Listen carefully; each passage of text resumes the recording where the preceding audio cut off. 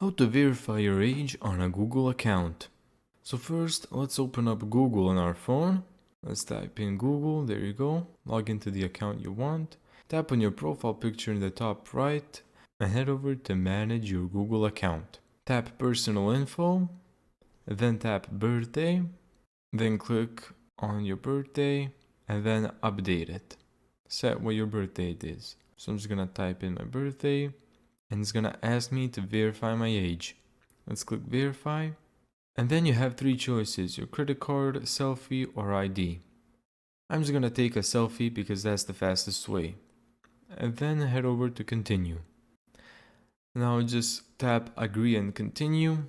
Make sure you take off your glasses, headphones if you have any, just everything off your head.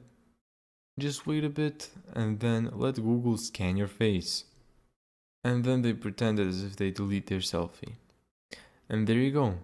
That's how to verify your age in Google. Thank you so much for watching this video. If you found this tutorial helpful, make sure to give it a thumbs up and subscribe. And as always, see you in the next video.